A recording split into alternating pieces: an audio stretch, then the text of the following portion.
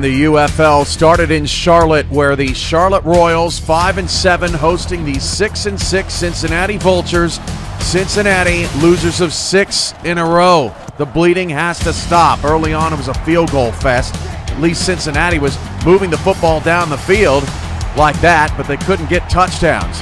Another field goal made it 9-0 with 6 minutes to go in the first half, but at least Cincinnati was moving the football. Charlotte wasn't doing much of anything. Abarazzo fumble on a backwards pass picked up by a big man. You'll see the tight end save a touchdown right there on the ankles. And he would actually save a touchdown because Cincinnati had to kick another field goal. 12-0 Vultures, but at least they're up. 36 seconds to go in the first half, and Charlotte finally starts to get it going. 3rd down and 2. Wheel route, James Cooley down the sideline. Over to the 15. And 13 seconds left. Clements looking in zone and finding his man. Charlotte's on the board. 12-7 at the half. Fast forward to the end of the third quarter. Clements on a smart read option, but he fumbles the football. The ball forced loose by the father, Nathan Brady IV, and then Robert Brady Jr. Actually, that's the dad, I think. Returning it for a touchdown. Son forces it. Father picks it up for the score. I'm pretty sure that's right. 19-7, Cincinnati up despite no offensive touchdowns. Clements, 25 seconds to go in the third quarter. Abarazzo trying to make up for lost time. Best drive of the day for Charlotte's offense that wasn't in the no huddle. Ends in a 5-yard touchdown for John Clements. 19-14 now. 7:12 to go. Cincinnati's offense responds, finishes them off. Al Ingram III with the run. Mac Shima and the offense put it all together. T. Roy Gaines, 4-yard touchdown pass. What a response. Cincinnati would go up 29-14. Charlotte had a little bit left in the tank.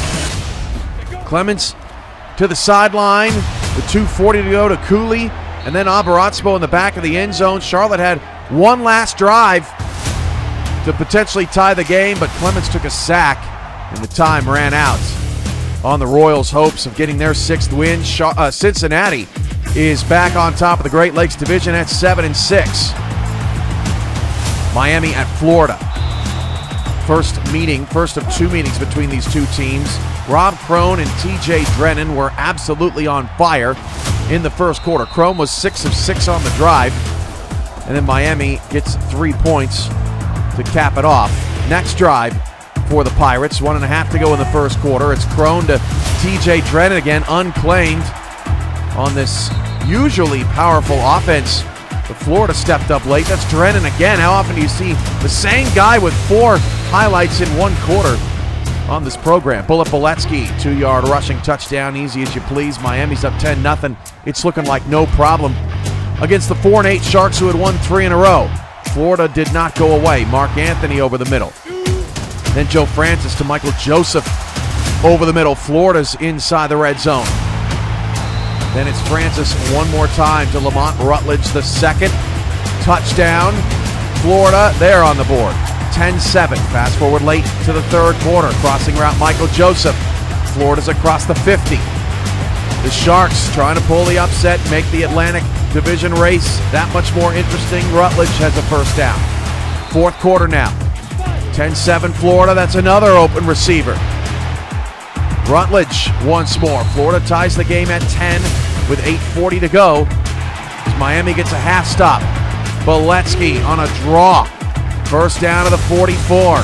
Miami slowly but surely melting the Sharks away. TJ Drennan again with another catch.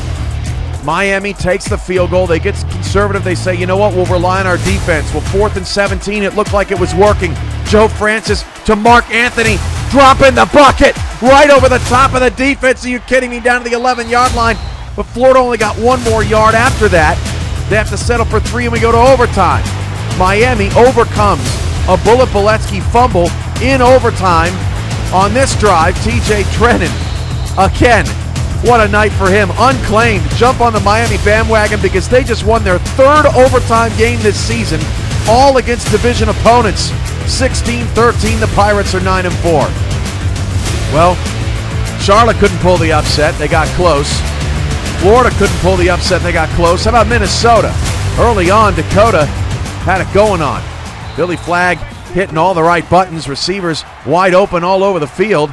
And then Mike Coco at the end of this drive would punch it in from 9 yards out. Dakota's up 7-0. Pretty easy work, too. But Dalton Brown gave Minnesota life with the hurdle. 69-yard score, his longest run of the season. Before this one was 28. And Minnesota ties the game at 7.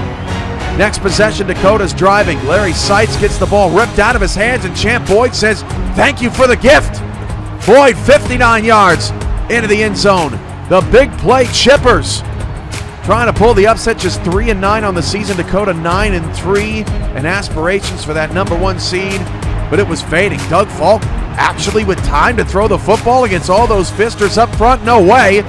Completes it to Sedell Granger. That would end in a field goal. 17-7 Minnesota now up 10. And then once more right before the half makes it 20-7. Dakota down 13. They've surrendered 20 unanswered. In the third quarter, the Rhinos got to get it moving. Mike Coco, ridiculous grab on the Minnesota sideline. 3rd down and 8. Flagg fires to Coco. Again, Mike Coco having himself a day, but Dakota's drive ends in 3. Still a 2-score game, 20-10. Same score with 1:55 to go in the fourth quarter. Try as they might, but Dakota, who had a Billy Flagg fumble, actually 4 total turnovers in this game, couldn't get out of their own way. Flagg to Tony Horn over the middle. He had 11 catches and a game winner last time against Minnesota, only 4 grabs today. Flagg, 48 seconds left, fires it to Nixon into the end zone for the score. 20-17, one last chance for Dakota. Heave-ho from the 14-yard line. Flagg may have a good arm, but not that good. Needs a lucky bounce. Didn't get it. Minnesota holds on for the upset on the road. They improve to 4-9, and they get their revenge on Dakota from earlier this season. Rhinos fall to 9-4. 9-3 Vegas, 7-5 Rochester. And you know what Vegas had in the first quarter? Just a pair of 2 pick sixes. Bad hand. That's a pick 6 for Rochester. And that's a pick 6 for Rochester. Yikes. This one, Carlos Watson. Rochester did not have an interception return for a touchdown all season. Had 2 in the first quarter. Screen set up for Jack Nitro. Pushes ahead for a first down, but Vegas only able to get 3. Barely. 14-3. Rochester up 11. Maybe Vegas had a little bit of life. 7:55 to go in the first half. Stearns picked again. Rochester's defense all over Vegas, who's just an odd team at this point. They're the only team in the league that is undefeated on the road. They've lost 3 games at home, scoring 9 points or less in all of those games. It was almost 4. Casey Mears on a pitch down the sideline, nobody covering her. Rochester plays it safe on the 1-yard line, takes a chip shot field goal just before the half, 20-3. Third quarter, Vegas has to put something together. Stearns, Ethan Flowers finally getting involved. And Vegas is on the move. At that point, Stearns was 10 of 21 for 3 picks. Braylon Battle with this catch down to the 7-yard line, and Jack Nitro punches it in. So Vegas, nice opening drive to start the third quarter, takes over half the time off the clock, 20-10. They got momentum. Stearns has time. It's running out. E.K. Vincent forces the fumble, and Brendan Schlumbaum millionaire, takes it in for the score. 27-10 Rochester, and it was all theirs after that. 30-10 with that field goal.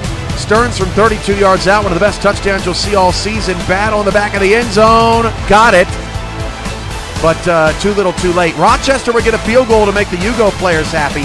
33-17, Pioneers beat the Devils. That was 9 minutes in UFL heaven. More Week 14 action continues Tuesday on VFN.